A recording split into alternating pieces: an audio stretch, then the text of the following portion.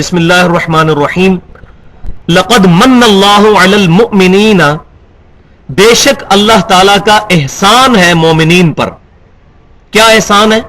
کس احسان کو جتایا جا رہا ہے؟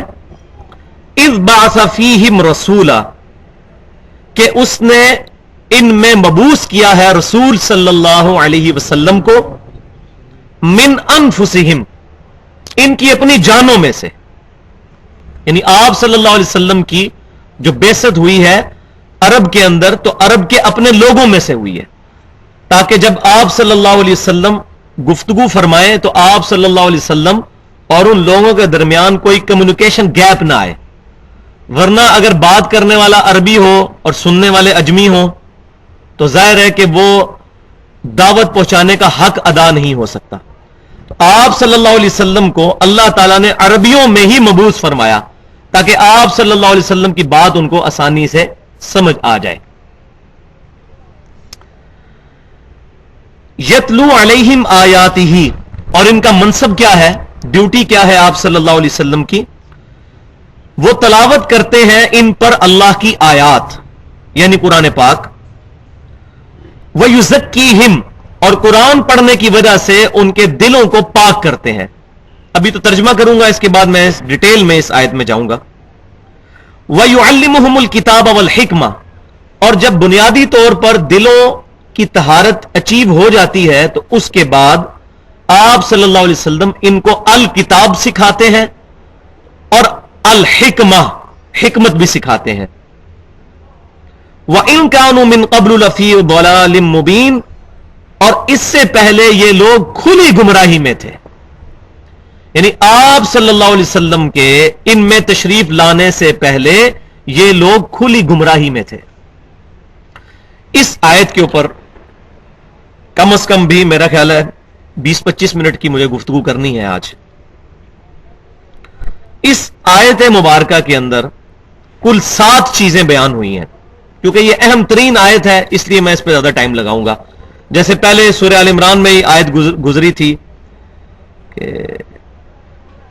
اللہ تبارک و تعالیٰ اور اس کے محبوب صلی اللہ علیہ وسلم کی اطاعت اور اتباع کے حوالے سے قُلْ إِن كُنتُمْ تُحِبُّونَ اللَّهَ فَاتَّبِعُونِي يُحْبِبْكُمُ اللَّهُ، تو اس میں میں نے تقریباً پونا گھنٹہ گفتگو کی تھی اور اس میں جو غلط چیزیں ہیں ان کا رد کیا تھا۔ تو آج بھی اس آیت کے حوالے سے بہت امپورٹنٹ ترین گفتگو میں نے کرنی ہے۔ اس میں جو 7 باتیں بیان ہوئی ہیں ان میں پہلی چیز یہ ہے کہ اللہ تعالیٰ نے امام کائنات سید الاولین والآخرین شفیع المذنبین رحمت للعالمین سیدنا و مولانا امام اعظم محمد رسول اللہ صلی اللہ علیہ وسلم کو دنیا میں مبعوث فرما کر بھیج کر انسانوں پر اور خصوصاً مومنین پر احسان فرمایا ہے۔ اللہ تعالیٰ کا سب سے بڑا احسان مسلمانوں پر بلکہ ساری انسانیت پر امام کائنات صلی اللہ علیہ وسلم کا دنیا میں تشریف لانا ہے، جس کا کلائمیکس وہ سورہ الانبیاء کی آیت نمبر 107 ہے، وَمَا أَرْسَلْنَاكَ إِلَّا رَحْمَةً لِّلْعَالَمِينَ، اور ہم نے نہیں بھیجا ہے آپ صلی اللہ علیہ وسلم کو مگر رحمت بنا کر تمام جہانوں کے لیے۔ تو پہلی چیز اس آیت کے اندر یہ۔ دوسری چیز کہ آپ صلی اللہ علیہ وسلم عرب کے لوگوں میں ہی پیدا ہوئے، آپ کی بھی مدر ٹنگ جو تھی وہ عربی تھی۔ آپ صلی اللہ علیہ وسلم اور آپ کے جو آڈینس تھے ان کے درمیان کمیونیکیشن کا کوئی گیپ نہیں تھا عربی زبان کی وجہ سے، کیونکہ آپ صلی اللہ علیہ وسلم کی بعثت خاصہ عرب کے لوگوں کے لیے ہوئی ہے اور بعثت عامہ کے اعتبار سے پوری انسانیت کے لیے۔ وَمَا أَرْسَلْنَاكَ إِلَّا كَافَّةً لِّلنَّاسِ بَشِيرًا وَنَذِيرًا، اے محبوب صلی اللہ علیہ وسلم ہم نے آپ کو نہیں بھیجا مگر ساری انسانیت کے لیے ڈر سنانے والا اور خوشخبری سنانے والا۔ لیکن آپ کی جو اسپیسیفک بعثت ہوئی ہے وہ ہوئی ہے عرب کے لوگوں کے اندر۔ اسی لیے سورہ التوبہ کے اندر آیا ہے کہ اگر عرب کے لوگ ایمان نہیں لائیں گے تو 4 مہینے کا الٹیمیٹم ہے، عرب چھوڑ کر چلے جائیں، ادروائز جہاں پائے جائیں گے قتل کیے جائیں گے۔ جیسا کہ پرانی امتوں میں جب نبیوں کی دعوت کوئی امت قبول نہیں کرتی تھی تو اللہ تعالیٰ ان کو ہلاک کر دیتا تھا۔ تو نبی صلی اللہ علیہ وسلم کے معاملے میں ایسی نوبت ہی نہیں آئی، اناؤنسمنٹ ہوئی کہ 4 مہینے کے اندر مکہ چھوڑ جاؤ فتح مکہ کے بعد، لیکن الحمدللہ اکثریت نے اسلام قبول کر ہی لیا، یہاں تک نوبت ہی نہیں آئی۔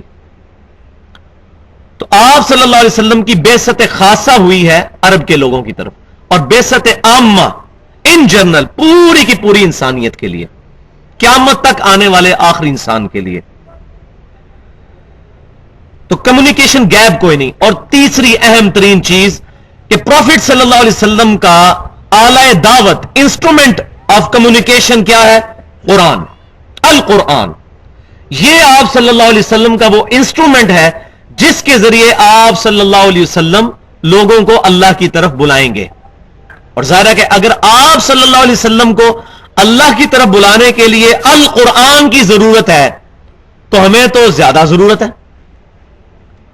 تو آج بھی اگر کسی نے امت کو اللہ تعالی تک راستہ دکھانا ہے یا نبی صلی اللہ علیہ وسلم کے مبارک نقش قدم تک پہنچانا ہے تو القرآن کے ذریعے. دی اونلی انسٹرومنٹ آف دعویٰ is Quran. Quran is the textbook of Muslims. مسلمانوں کی ٹیکسٹ بک قرآن ہے. حدیث ہماری ٹیکسٹ بک نہیں ہے، حدیث ہماری ریفرنس بک ہے، قرآن کی ایکسپلینیشن. ٹیکسٹ بک مسلمانوں کی بنیادی کتاب وہ القرآن ہے. تو اس اعلی دعوت کے اوپر میں بڑے عرصے سے سوچ رہا تھا کہ میں ڈیٹیل سے گفتگو کروں، اگرچہ پچھلی دفعہ 1431 ہجری میں 9 ذی الحجہ یوم عرفہ کے دن ہم نے ایک لیکچر ریکارڈ کروایا تھا دعوت قرآن والا، وہ بھی پڑا ہوا ہے یوٹیوب کے اوپر. اس میں نے ڈیٹیل سے چیزیں ایڈریس کی تھیں. کچھ چیزیں اس میں بھی ایڈریس نہیں ہوئی تھیں جو میں آج ایڈریس کروں گا اس انسٹرومنٹ آف دعوت کے اعتبار سے. اور اس وقت امت کا سب سے بڑا مسئلہ یہ ہے کہ دعوت الی القرآن نہیں رہی. اور بدقسمتی سے جتنی جماعتیں دعوت کا کام لے کر اٹھی ہیں وہ اپنے اپنے مولویوں کی کتابیں لے کر اٹھی ہیں، القرآن کو لے کر نہیں اٹھی. اور میں ابھی 5 آیات سے کم از کم اور 5 ہی صحیح احادیث کے ذریعے قرآن پاک کے دعوت کے اونلی انسٹرومنٹ ہونے کے اوپر انشاءاللہ گفتگو کروں گا. بسم اللہ الرحمن الرحیم. پہلی آیت ہے سورہ یونس میں،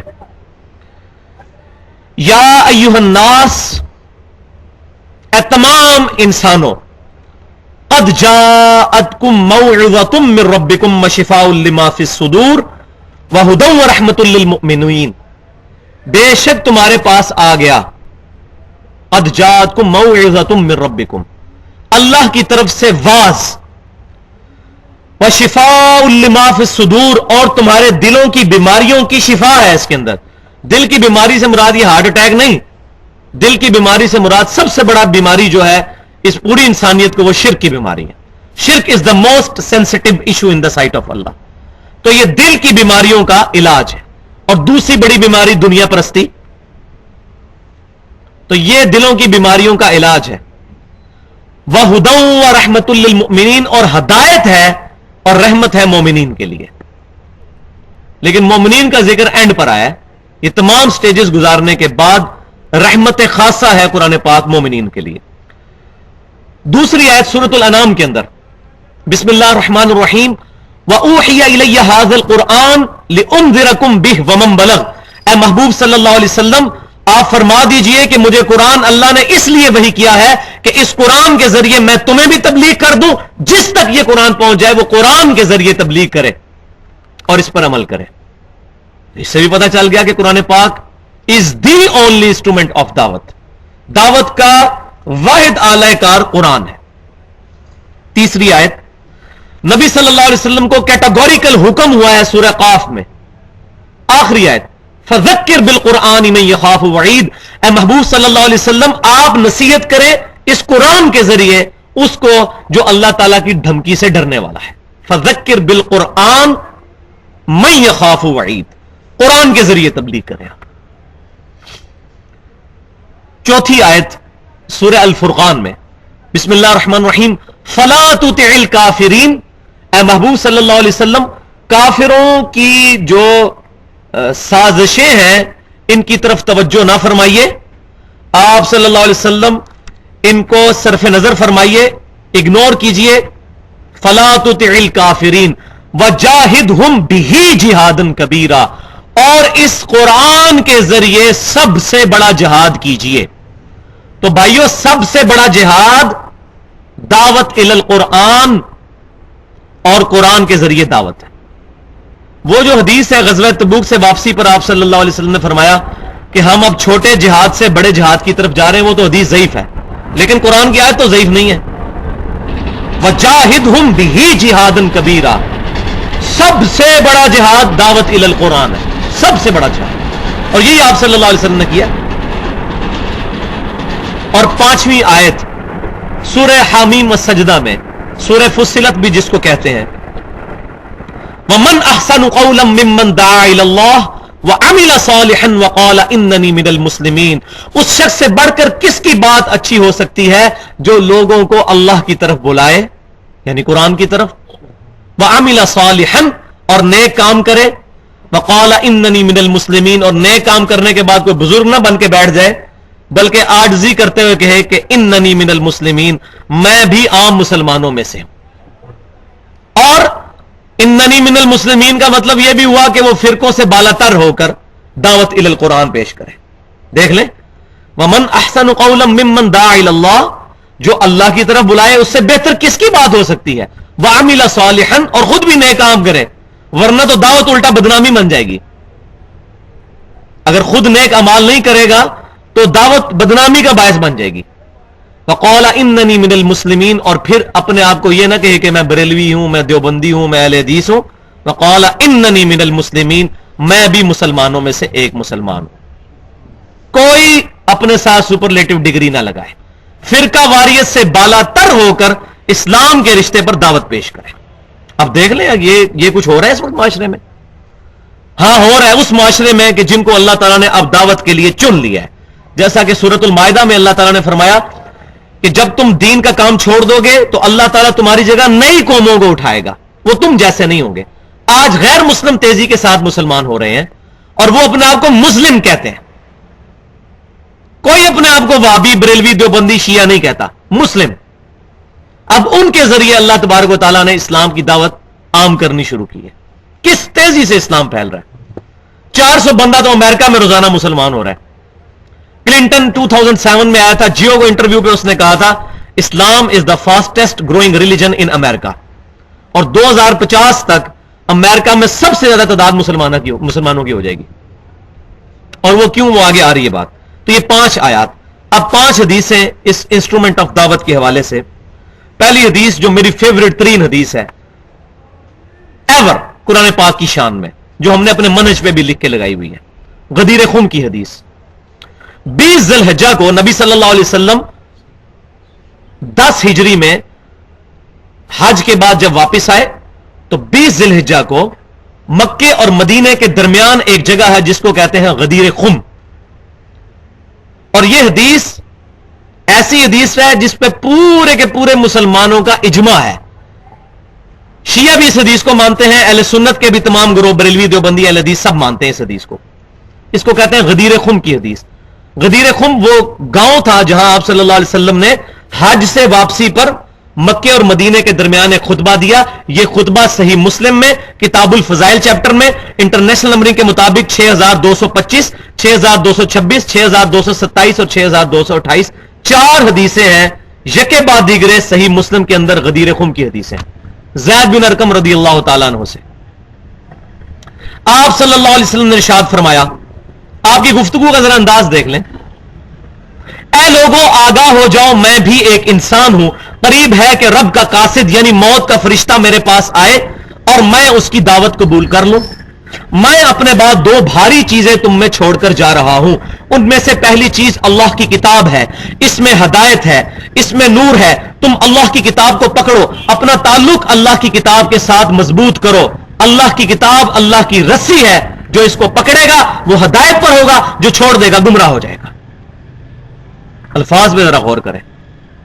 اس منہج میں تو بھی آدھی حدیث لکھی ہے، ابھی جو نیکسٹ چھپ چکے ہیں ہمارا پرنٹڈ فارم میں بھی، اور نیکسٹ یہ بھی آ گیا، اس میں پوری حدیث لکھ دی ہے. پہلی چیز اللہ کی کتاب ہے، اس میں ہدایت ہے، اس میں نور ہے. تم اللہ کی کتاب کو پکڑو، اپنا تعلق اللہ کی کتاب کے ساتھ مضبوط کرو. اللہ کی کتاب اللہ کی رسی ہے، جو اللہ کی کتاب کو پکڑے گا وہ ہدایت پر ہوگا، جو اس کو چھوڑ دے گا گمراہ ہو جائے گا. وَلِعَوْذُ بِاللَّهِ تَعَالَى. اور دوسری چیز میرے اہل بیت ہیں، میں اپنے اہل بیت کے معاملے میں تمہیں اللہ سے ڈراتا ہوں، میں اپنے اہل بیت کے معاملے میں تمہیں اللہ سے ڈراتا ہوں. کیونکہ نبی صلی اللہ علیہ وسلم کو یہ غیبی خبر دے دی گئی تھی کہ آپ کی امت آپ کی وفات کے بعد آپ کے اہل بیت کے ساتھ برا سلوک کرے گی. لہذا جو لوگ بھی اہل بیت کے ساتھ ظلم میں شریک ہیں، سیدنا حسین کو ڈائریکٹلی قتل کرنے والے عبید اللہ ابن زیاد یا انڈائریکٹلی اس کو گورنر مقرر کرنے والا یزید بن معاویہ، ہم دونوں کا معاملہ اللہ کے سپرد کرتے ہیں. ہم ان سے کوئی محبت نہیں کرتے. ہم الحمدللہ حسینی ہیں، ہم اہل بیت کے ساتھ ہیں، ہم یزیدی نہیں ہیں. تو یہ پہلی حدیث غدیر خم کی. دوسری حدیث اسی کانٹیکسٹ میں وہ صحیح بخاری کے اندر موجود ہے.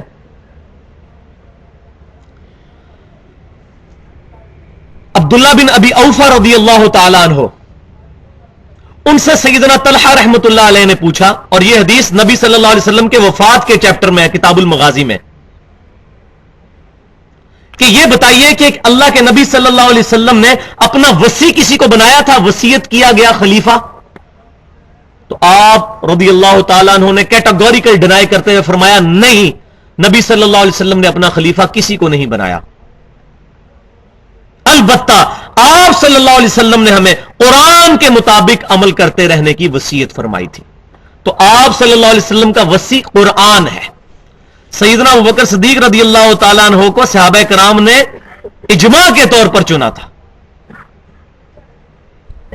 ورنہ صحابہ کرام میں جو شروع میں اختلاف ہوا بخاری مسلم میں ملتا ہے. سعد بن عبادہ رضی اللہ تعالیٰ عنہ نے اپنی بیعت لینی شروع کر دی، انہوں نے اناؤنسمنٹ کی کہ میری بیعت کی جائے. تو اگر نبی صلی اللہ علیہ وسلم نے واضح طور پر اعلان فرمایا ہوتا، کسی صحابی کی ضرورت ہی نہ ہوتی کہ سیدنا ابوبکر صدیق کے خلاف کرتا. صحیح مسلم میں حدیث ہے، اما عائشہ رضی اللہ تعالیٰ عنہ سے پوچھا گیا بتائیے اگر اللہ کے نبی کسی کو خلیفہ بناتے تو کس کو بنا کر جاتے؟ تو آپ رضی اللہ تعالیٰ عنہ نے فرمایا کہ میرا خیال ہے کہ ابو بکر کو بنا کے جاتے، لیکن بنایا نہیں ہے. صحیح بخاری میں کتاب المغازی میں نبی صلی اللہ علیہ وسلم کی وفات کے چیپٹر میں حدیث موجود ہے کہ سیدہ عائشہ کو کسی نے کہا کہ نبی صلی اللہ علیہ وسلم نے تو حضرت علی کو خلیفہ بنایا تھا. تو آپ رضی اللہ تعالیٰ عنہ نے کہا نبی صلی اللہ علیہ وسلم نے اپنا خلیفہ کسی کو نہیں بنایا تھا. صحیح بخاری میں موجود ہے، سیدنا عمر رضی اللہ تعالیٰ عنہ نے اپنی شہادت کے دن فرمایا اگر میں خلیفہ مقرر کرتا ہوں تو میں اس شخص کی سنت پر عمل کرتا ہوں جو مجھ سے بہتر ہے، یعنی ابو بکر رضی اللہ تعالیٰ عنہ، اور اگر میں اپنا خلیفہ کسی کو نہیں بناتا تو میں اس کی سنت پہ عمل کرتا ہوں جو ابو بکر سے بھی بہتر ہے. تو صحابہ کہتے ہیں ہم سمجھ گئے کہ سیدنا عمر حضور صلی اللہ علیہ وسلم کی سنت پر عمل کرتے ہوئے اپنا خلیفہ کسی کو نہیں بنائیں گے. یہ تینوں حدیثیں میں نے اس لیے بتائیں کہ عمر اہل سنت میں بھی بعض لوگوں کو یہ باتیں نہیں پتا، تو ان کے پیٹ میں درد شروع ہو جاتی ہے کہ یہ اس نے کیا کہہ دیا کہ سیدنا ابوبکر صدیق رضی اللہ تعالیٰ عنہ کو نبی صلی اللہ علیہ وسلم نے خلیفہ نہیں بنایا. تو نہیں بنایا بھائی، نمازیں پڑھانا اس چیز کی دلیل نہیں ہے.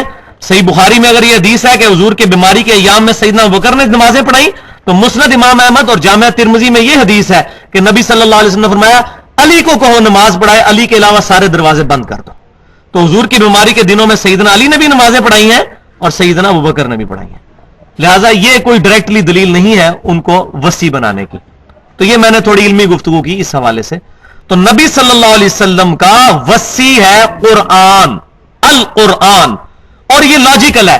پروفٹ صلی اللہ علیہ وسلم معصوم تھے، معصوم کا جانشین معصوم ہی ہو سکتا ہے، صحابی معصوم تو نہیں ہے. اہل سنت کا اجماعی عقیدہ ہے کہ انبیاء کرام کے علاوہ کوئی شخص معصوم نہیں ہے، کوئی بھی ہو. تو نبی صلی اللہ علیہ وسلم جس کو خلیفہ بنا کے جاتے اس کے لیے لازمی تھا کہ وہ معصوم ہوتا. تو آپ صلی اللہ علیہ وسلم نے اسی لیے القرآن کو اپنا وصی بنایا جو معصوم ہے، جس میں غلطی نہیں ہے. انا نحن نزلنا الذکر وانا له لحافظون. اس القرآن الذکر کو ہم نے یاد دہانی کو نازل کیا، ہم اس کی حفاظت فرمانے والے ہیں. اور تیسری حدیث بخاری اور مسلم کی متفق علیہ حدیث ہے.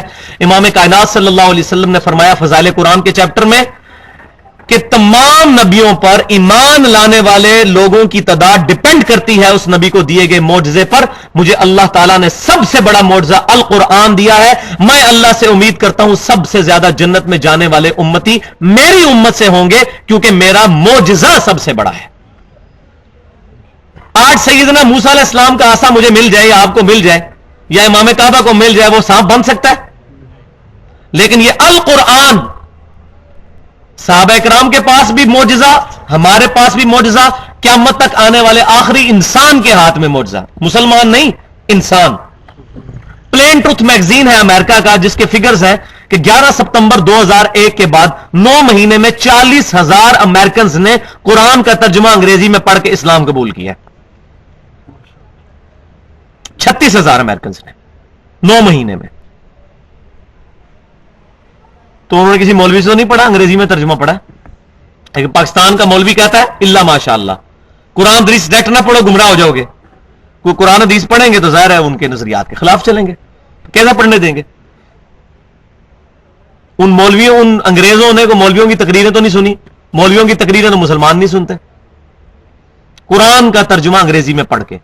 लिहाजा वो जो हदीस के मेरा मौजज़ा सबसे बड़ा है, मुझ पे ईमान लाने वाले भी सबसे ज्यादा होंगे, बुखारी और मुस्लिम की मुत्तफक़ुन अलैह हदीस है कि आधे जन्नती नबी सल्लल्लाहु अलैहि वसल्लम की उम्मत से होंगे, आधे जन्नती कम अज कम, इस अल कुरान मौजज़े की वजह से।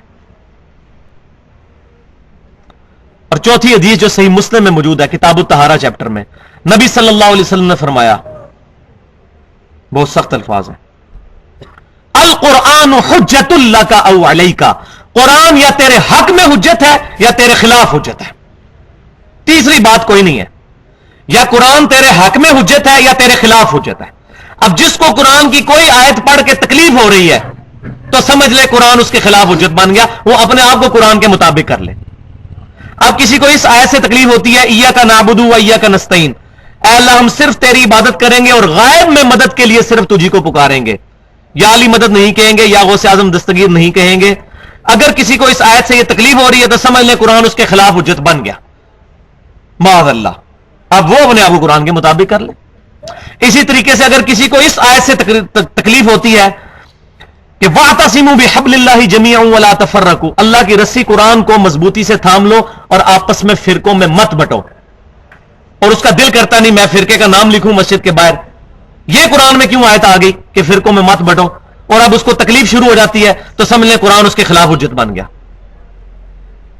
या इन्नल्लज़ीना फर्रक़ू दीनहुम व कानू शियअन लस्ता मिनहुम फी शै, ऐ महबूब सल्लल्लाहु अलैहि वसल्लम बेशक जिन्होंने दीन में फिरके बनाए और अपने आप को ग्रोहों में बांट लिया वो आपका उम्मती नहीं हो सकता सल्लल्लाहु अलैहि वसल्लम। इसके बाद किसी को यह तकलीफ हो जाए कि यह आयत क्यों कुरान के अंदर आ गई, मैंने तो मस्जिद के बाद बरेलवी, देवबंदी, वहाबी, अहले हदीस, शिया लिखना था, तो यह कुरान में आयत क्यों आ गई कि जिन्होंने फिरके बनाए उनका रसूलुल्लाह से ताल्लुक ही कोई नहीं है, तो अब कुरान उसके खिलाफ हुज्जत हो गया। और जिसको तकलीफ नहीं हुई, खुशी हुई, कुरान उसके हक में हुज्जत हो गया। अल कुरान हुज्जतुल लका औ अलैका, कुरान या तेरे हक में हुज्जत या तेरे खिलाफ हुज्जत। और आखिरी हदीस सही मुस्लिम की सख्त तरीन हदीस, नबी सल्लल्लाहु अलैहि वसल्लम ने फरमाया, अल्लाह ताला इस किताब के जरिए कौमों को उरूज बख्शेगा और इस किताब के जरिए कौमों को जलील कर देगा। जो इस किताब को छोड़ेंगे वो जलील होंगे। और इस वक्त मुसलमानों की प्रैक्टिकल हालत इस कुरान को छोड़ने की वजह से, किसी ने फजाइल अमाल पकड़ा दी हुई है, किसी ने फजाने सुन्नत पकड़ा दी हुई है, किसी ने जनाब वो अर्रहीकुल मख्तूम पकड़ा दी हुई है, अपने अपने मौलवियों की किताबें बांटी हुई है, आप ये पढ़ें जी इसमें से दर्स दें। अल कुरान पीठ के पीछे। और ये याद रखें क़यामत वाले दिन नबी सल्लल्लाहु अलैहि वसल्लम ने शिकायत करनी है। सूरह अल फुरकान आयत नंबर 30 पारा नंबर 19 पहला पेज, वक़ाल रसूल या रब्बी इन्न कौम इत्तखज़ू हाज़ल कुरान महजूरा। क़यामत वाले दिन नबी सल्लल्लाहु अलैहि वसल्लम शिकायत करेंगे कि ऐ अल्लाह मेरी कौम ने, मेरी उम्मत ने कुरान को पीठ के पीछे डाल दिया था। अब जिसकी शिकायत इमाम कायनात सल्लल्लाहु अलैहि वसल्लम ने की, उसकी शिफात किसने करनी है? या रब्बी इन्न कौम इत्तखज़ू हाज़ल कुरान महजूरा। और यह माजी के सीगे के साथ है। कुरान पाक में जितनी चीजें माजी के सीगे से आती हैं मुस्तकबिल की, उसका मतलब होता है डेफिनेट, समझो ये हो चुका, यह माना है इसका। माजी के सीगे के साथ है कि रसूलुल्लाह सल्लल्लाहु अलैहि वसल्लम ने शिकायत की कि अल्लाह मेरी कौम ने कुरान को पीठ के पीछे डाल दिया था। यह ए तर्जुमा लफ्जी ये है, लेकिन क़यामत का नक्शा खींचा है कि समझो ये हो चुका। जिस तरह माजी का डेफिनेट होता है कि ये हो चुका, तो समझो मुस्तकबिल में भी ये हो चुका कि रसूलुल्लाह सल्लल्लाहु अलैहि वसल्लम शिकायत लगाएंगी। वलियाज़ु बिल्लाहि ताला। चौथी चीज जो इस आयत में आई थी वो ये थी, यतलू अलैहिम आयातिही व युज़क्कीहिम। नबी सल्लल्लाहु अलैहि वसल्लम आयतें तलावत करते हैं इन पर कुरान की, व युज़क्कीहिम, और इनका तज़किया करते हैं। तज़किया क्या है? कुरान पाक बेहतरीन वाज, कुरान पाक बेहतरीन बयान, कुरान पाक बेहतरीन नसीहत। तो जब कुरान सुनते थे मुशरिकीन अरब तो उनके दिल इसकी तरफ अट्रैक्ट होते थे। इसके डेफिनेट होने की वजह से। तो इनिशियली दिल साफ होता था, और इनिशियली जब दिल साफ हो और कुरान पाक के दलाइल अंदर के जो हमारे अंदर आयात साइंस अल्लाह ताला की मौजूद है, जो नेचुरल चीजें अल्लाह ताला ने इंस्टिंक्ट में इंसान की रख दी हैं, जिसमें मैं काफी दफा डिटेल से बोल चुका हूं। इंसान जब कुरान को पढ़ता है तो वो चीजें फिर एक्साइट होती हैं, डोमिनेंट पोजीशन से बिल्कुल सामने आ जाती हैं। इंसान गवाही देता है कि यार बात ठीक हो रही है।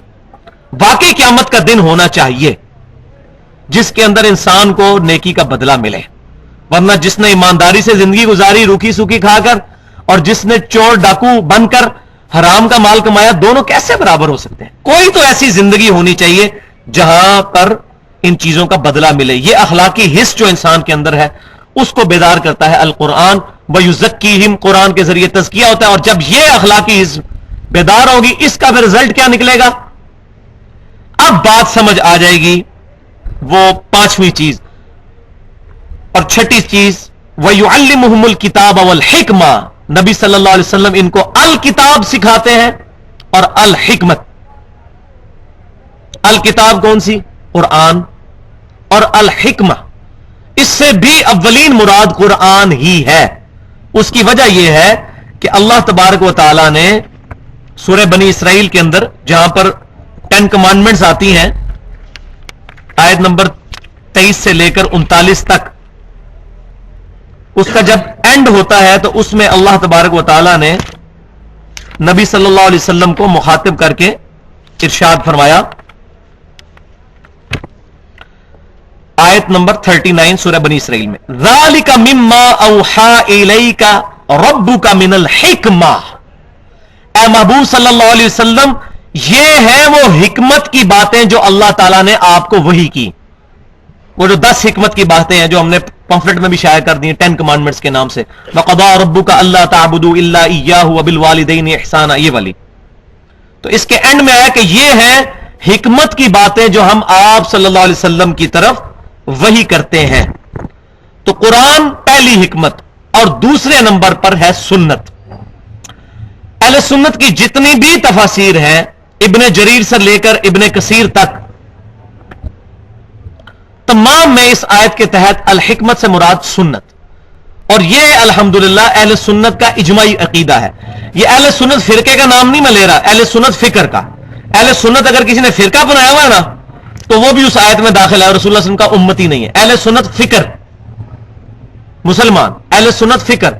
जब हम अहले सुन्नत फिक्र की बात करते हैं, यानी वो लोग जो सहाबा कराम के साथ मोहब्बत रखते हैं और उनके बारे में बदअकीदगी नहीं रखते, रवाफिज के अगेंस्ट अहले सुन्नत की फिक्र मुसलमान, तो उनका यह इजमाई अकीदा है कि अल हिकमत से मुराद सुन्नत भी है।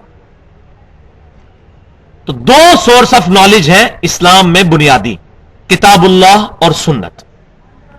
ये बड़ी इंपॉर्टेंट बात है। नबी सल्लल्लाहु अलैहि वसल्लम ने हज्जतुल विदा के मौका पर अपनी वफात से 3.25 महीने पहले मैदान अरफात में खुतबा दिया। अल मुस्तदरक लिल हाकिम में इंटरनेशनल नंबरिंग के मुताबिक 318 नंबर हदीस है किताबुल इल्म चैप्टर में। ऐ लोगों, मैं अपने बाद तुम में 2 ऐसी चीजें छोड़कर जा रहा हूं, उनको मजबूती से पकड़ लोगे, कभी गुमराह नहीं होगे।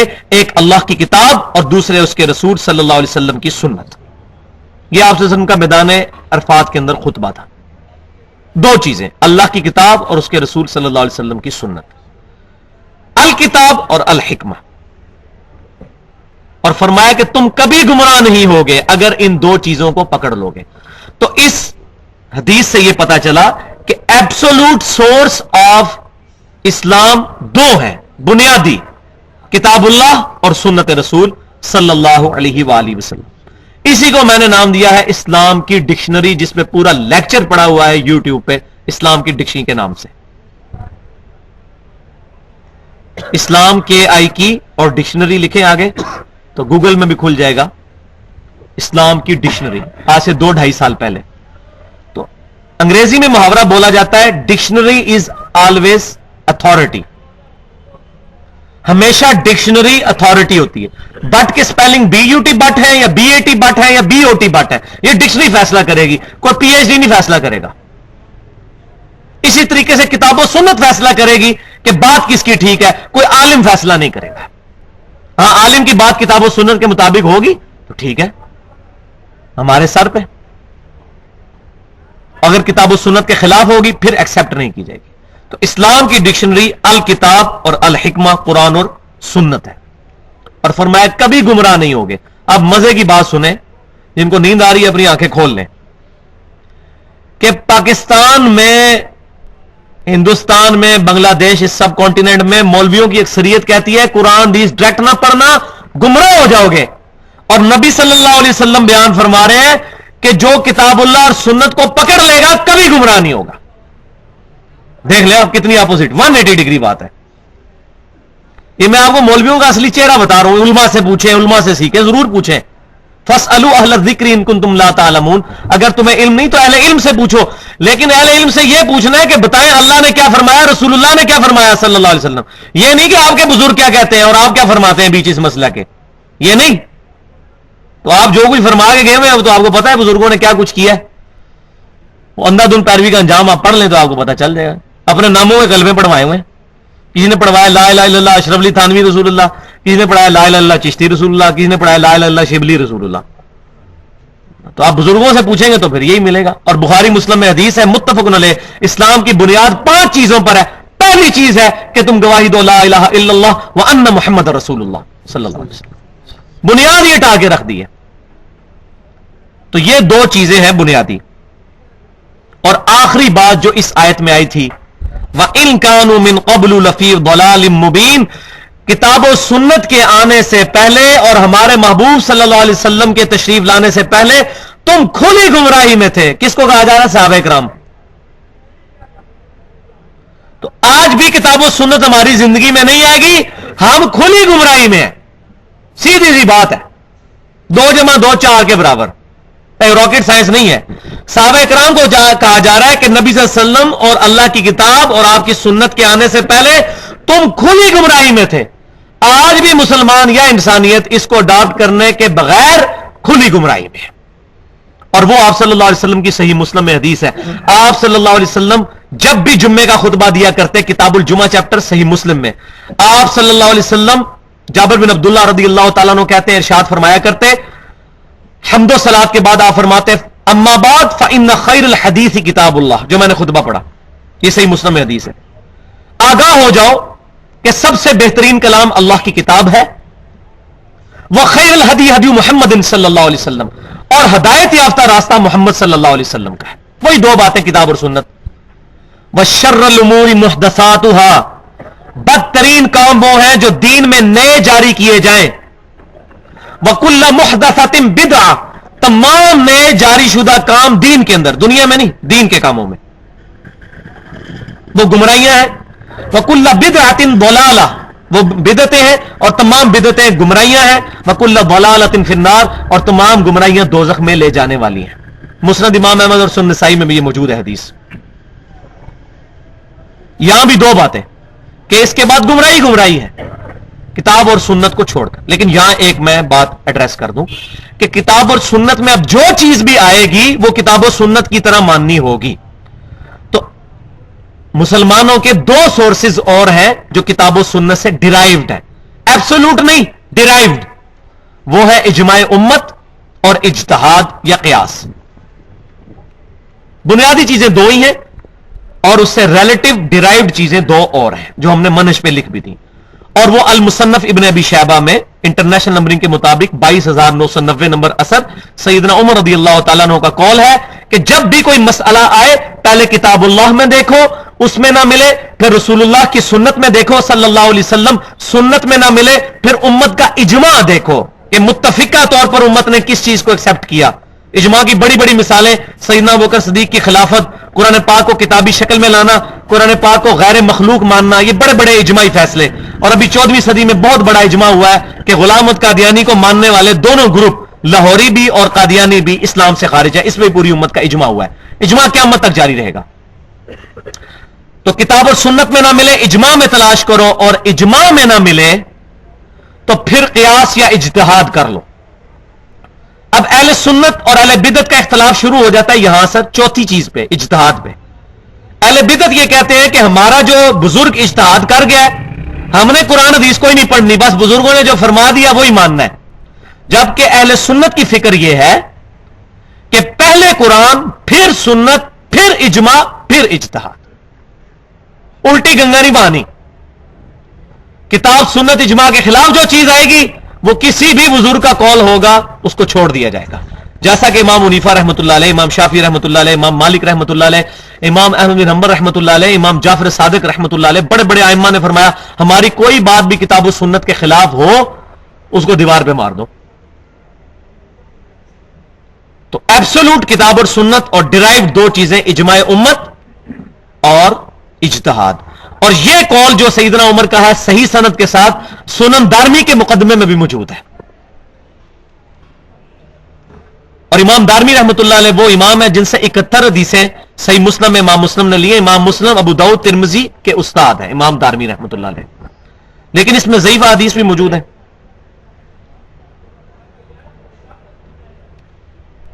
اب آخر میں اسی آیت کے کانٹیکسٹ میں حدیث کی کتابوں کے اوپر تھوڑی سی گفتگو میں ضروری سمجھ رہا ہوں. قرآن و حدیث تو ساری بات کرتے ہیں، لیکن وہ کون سی کتابیں ہیں جن پر امت کا اتفاق ہے قرآن کے بعد حدیث کی کتابوں پر؟ تو یہ بات یاد رکھیں، ہمارے سب کانٹیننٹ میں تینوں بھاری فرقے جو اپنے آپ کو اہل سنت و جماعت کہتے ہیں، بریلوی، دیوبندی اور اہل حدیث، تینوں مشترکہ طور پر جس پرسنالٹی پر متفق ہیں وہ شاہ ولی اللہ دہلوی رحمۃ اللہ علیہ المتوفى 1176 ہجری ہیں، جنہوں نے شورى آفاق تصنیف لکھی ہے حجت اللہ البالغہ، جس کے مقدمے میں انہوں نے لکھ دیا کہ میں نے آج تک جتنی باتیں اور جتنی کتابیں کتاب اللہ، سنت اور اجماع کے خلاف لکھی میں ان سے رجوع کرتا ہوں. شاہ ولی اللہ کی بڑی شرکیہ کتابیں بھی ہیں جو آج بدعتی فرقے اٹھائے پھرتے ہیں، انفاس العارفین اور اس طریقے سے باقی کتابیں، اور کہتے ہیں دیکھیں جی شاہ ولی اللہ بھی یہ کہتے تھے. ان ساری کتابوں سے شاہ ولی اللہ نے توبہ کر لی ہے. حجت اللہ البالغہ ان کی آخری کتاب ہے، تقریباً 1500 صفحوں پر مشتمل ہے، اس میں آپ پڑھ لیں. پہلے کتابوں میں انہوں نے لکھا ہے میں حنفی ہوں. حجت اللہ البالغہ میں انہوں نے لکھا ہے کہ امت میں 4تھی صدی میں سب سے بڑی بدعت یہ شروع ہوئی کہ لوگوں نے اماموں کی اندھی تقلید شروع کر دی. تو ان کو بھی سمجھ آتے ہوئے دیر لگی نا. بارے انڈیا پاکستان میں جو بندہ آنکھ کھولتا ہے وہ گمراہی میں ہی آنکھ کھولتا ہے، پھر بیچارہ جب کوئی بندہ پڑھنا شروع کرتا ہے تو پھر جا کے اس کو سمجھ آتی ہے. یہ تو اب کتابوں کے ترجمے ہو گئے ہیں، تو شاہ ولی اللہ تو 250-300 سال پہلے تو کسی کو تصور بھی نہیں تھا، بلکہ قرآن کا پہلا ترجمہ شاہ ولی اللہ دہلوی نے کیا ہے فارسی زبان کے اندر. 5 سال پھر جنگلوں میں چھپے رہے، لوگوں نے کہا اس نے قرآن ہی چینج کر دیا، اللہ نے عربی میں نازل کیا، اس نے فارسی میں کر دیا. تو انہوں نے دیکھا کہ لوگ ترجمہ پر قرآن عربی سیکھتے نہیں، تو انہوں نے کہا قرآن کو ہی پھر ترجمہ کر دیا جائے تاکہ کسی بہانے تو قرآن یہ پڑھیں. تو شاہ ولی اللہ دہلوی رحمۃ اللہ علیہ کی زندگی میں بھی بڑی فیزز آئی ہیں، جس طرح میری زندگی میں کئی فیزز آئی ہیں. تو یہ میں بہتر سمجھ سکتا ہوں کہ انسان ایوالو ہوتا ہے وقت کے ساتھ ساتھ، جب کتاب و سنت کا علم آتا چلا جاتا ہے تو انسان میں امپروومنٹ آتی. تو آخری کتاب ہے حجت اللہ البالغہ، اس میں انہوں نے لکھی ہے حدیث کی کتابوں کی کیٹیگری بتائی ہے، اور اس میں وہ بتاتے ہیں کہ یاد رکھو اہل علم محدثین کا کتابوں پر جن پر اعتماد ہے وہ 8 کتابیں ہیں حدیث کی. قرآن کے بعد حدیث کی 8 کتابیں ہیں جن پر اعتماد ہے. ان میں سے بھی پہلی 2 کتابیں وہ ہیں جن کے بارے میں شاہ ولی اللہ دہلوی لکھتے ہیں کہ اس پر اجماع امت ہے کہ صحیح بخاری اور صحیح مسلم کی تمام متصل الاسناد مرفوع احادیث قطعی الصحت ہے، اور ان کی صحت میں کسی کو اختلاف نہیں ہے. اور جو بخاری اور مسلم سے ہٹ کر کوئی اور راستہ اڈاپٹ کرے گا اس کا راستہ گمراہی پر مبنی ہے. شاہ ولی اللہ دہلوی نے تو یہ لکھا. احمد بریلوی صاحب نے روحوں کی دنیا کتاب میں لکھا ہے کہ جو بخاری اور مسلم کے مقابلے میں کسی اور کتاب سے حدیث اس کے مقابلے میں پیش کرتا ہے وہ جاہل ہے. اشری تھانوی صاحب بھی لکھتے ہیں کہ بخاری اور مسلم امت میں قرآن کے بعد سب سے افضل کتابیں، یعنی سارے لوگ مانتے ہیں اس بات کو. وہ 8 کتابیں کون سی ہیں اور وہ 8 کتابیں کب لکھی گئیں؟ اس مبارک دور میں جس کی نبی صلی اللہ علیہ وسلم نے سب سے بہترین ہونے کی پروفیسی فرمائی تھی. بخاری اور مسلم کی متفق علیہ حدیث ہے سب سے بہتر زمانہ میرا، پھر صحابہ کا، پھر تابعین کا، پھر تبع تابعین کا. اس کے بعد آپ صلی اللہ علیہ وسلم نے فرمایا جھوٹے لوگ پیدا ہوں گے، امانت میں خیانت کرنے والے لوگ پیدا ہوں گے. تو صحابہ، تابعین اور تبع تابعین یہ 300 سال کا عرصہ بنتا ہے، کیونکہ بخاری اور مسلم کی متفق علیہ حدیث ہے. آج متفق علیہ نہیں ہے، ہاں یہ والی حدیث متفق علیہ ہے کہ آج جو شخص زندہ ہے روئے عرض پہ 100 سال نہیں گزریں گے کہ اس پر قیامت قائم ہو جائے گی، یعنی اس کی موت آ جائے گی. اس پہ عبداللہ بن عمر کے کامنٹس ہیں صحیح مسلم کے اندر کہ آپ صلی اللہ علیہ وسلم نے یہ فرما دیا تھا کہ صحابہ کرام کا قرن کہتے ہیں عربی میں زمانے کو 100 سال کے اندر ختم ہو جائے گا. اور واقعی حضور صلی اللہ علیہ وسلم کی وفات ہوئی 11 ہجری میں, تو آپ سے تقریباً 100 سال کے بعد 110 ہجری میں ابو طفیل عامر بن واصلہ رضی اللہ تعالیٰ عنہ آخری صحابی فوت ہوئے ہیں. 3 ہجری میں پیدا ہوئے تھے اور 110 ہجری میں فوت ہوئے. تو پہلے 100 سال میں صحابہ سارے فوت ہو گئے, اگلے 100 سال میں تابعین, اس سے اگلے 100 سال میں تبع تابعین. پہلے 300 سال کے اندر یہ مبارک ترین مسلمانوں کا اور دنیاوی اعتبار سے بھی عروج کا دور تھا, مسلمانوں کا بھی اسلام کا بھی. اس کے بعد اسلام کا تو ڈاؤن فال شروع ہو گیا, لیکن مسلمانوں کا عروج 1000 سال تک چلا. یعنی دنیاوی طور پہ ان کو فتوحات ہوئی, لیکن اسلام پھر نیچے ہی آیا. مسلمان پھیلتے چلے گئے, بڑی بڑی سلطنتیں قائم ہو گئی. تو 300 سال. اور ہماری خوش نصیبی یہ ہے کہ ہماری حدیث کی ساری 8 قابل اعتماد کتابیں پہلے 300 سال میں لکھی گئی ہیں. حضور صلی اللہ علیہ وسلم کی وفات ہوئی 11 ہجری میں, 11 میں 300 سال جمع کریں تو 311 ہجری بنتا ہے. تمام مصنفین ان 8 کی 8 کتابوں کے 311 ہجری سے پہلے فوت ہو گئے تھے. یعنی یہ کتابیں پہلے 300 سال میں لکھی گئی, مبارک ترین دور میں. اب وہ 8 کتابیں کون سی ہیں ان کا تعارف سن لیں. میں ساتھ ساتھ ان کتابوں میں انٹرنیشنل نمبرنگ کے مطابق حدیثوں کی تعداد بھی بتاؤں گا, اور ساتھ یہ بھی بتاؤں گا انشاءاللہ تعالی کہ وہ جو امام جمع کرنے والے ہیں ان کا سن آف ڈیتھ کیا ہے, المتوفا, کس میں ان کو موت آئی, تاکہ پتہ چلتا جائے کہ 311 کے سارے اندر ہیں. تو پہلی کتاب ہے صحیح بخاری, امام ابو عبداللہ محمد بن اسماعیل بخاری رحمت اللہ علیہ, المتوفا 256 ہجری, 7397 احادیث کا مجموعہ صحیح بخاری جمع فرمایا. دوسرے نمبر پر صحیح مسلم, امام ابو الحسین مسلم بن حجاج کشیری رحمت اللہ علیہ, المتوفا 261 ہجری, 7563 احادیث کا مجموعہ صحیح مسلم جمع فرمایا. تیسرے نمبر پر جامعہ ترمذی, امام ابو عیسیٰ محمد بن عیسیٰ ترمذی رحمت اللہ علیہ, المتوفا 279 ہجری, 3956 احادیث کا مجموعہ جامعہ ترمذی جمع فرمایا. لیکن یہ بات یاد رکھیے کہ بخاری اور مسلم 100% صحیح حدیث ہے, باقی 6 کتابوں میں 80% صحیح ہے, 20% ضعیف ہے, اور کئی اماموں نے مینشن بھی کر دی ہیں ضعیف حدیثیں لکھ کے, تاکہ لوگوں کو پتہ چل جائے کہ یہ ضعیف روایتیں ہیں. چوتھے نمبر پر سنن ابی داؤد, امام ابو داؤد سلمان بن اشعث رحمت اللہ علیہ, المتوفا 275 ہجری, 5274 احادیث کا مجموعہ سنن ابی داؤد جمع فرمایا.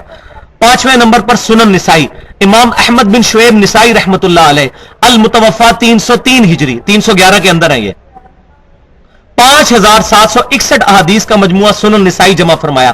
چھٹے نمبر پر سنن ابن ماجہ, امام محمد بن یزید ابن ماجہ رحمت اللہ علیہ, المتوفا 273 ہجری, 4341 احادیث کا مجموعہ سنن ابن ماجہ جمع فرمایا. یہ 6 کتابیں صحیح ستہ بھی کہتے ہیں ان کو. ویسے صحیح ستہ کی ٹرمنالوجی غلط ہے. 2 پہلی ہیں ان کو کہتے ہیں صحیح ہیں, اور باقی 4 کو سنن اربع, 4 سنت کی کتابیں, کیونکہ وہ صحیح ہیں نہیں ہیں, ان میں ضعیف روایتیں بھی ہیں. اور آخری 2 کتابیں الموطا امام مالک بن انس رحمت اللہ علیہ, المتوفا 179 ہجری, 1720 روایات کا مجموعہ الموطا امام مالک جمع فرمایا. حدیث کے سب سے بڑے امام مالک. اور حدیث کی آخری کتاب 8 کتابوں میں حدیث کی سب سے بڑی کتاب مسند امام احمد بن حنبل, امام احمد بن حنبل رحمت اللہ علیہ, المتوفا 241 ہجری, 27647 احادیث کا مجموعہ مسند امام احمد جمع فرمایا, جو 50 جلدوں میں سعودی عرب سے شائع ہو چکا ہے. ہمارے پاس بھی موجود ہے اردو ترجمے کے ساتھ بھی, تقریباً 14 جلدوں میں شائع ہو چکا ہے مسند امام احمد بن حنبل. لیکن صحیح ترین جو کتابیں ہیں وہ پہلی 2 ہی ہیں جن میں ساری حدیثیں صحیح ہیں. باقی 6 کتابوں کے اندر ضعیف روایات بھی ہیں, لیکن 80% صحیح احادیث موجود ہے.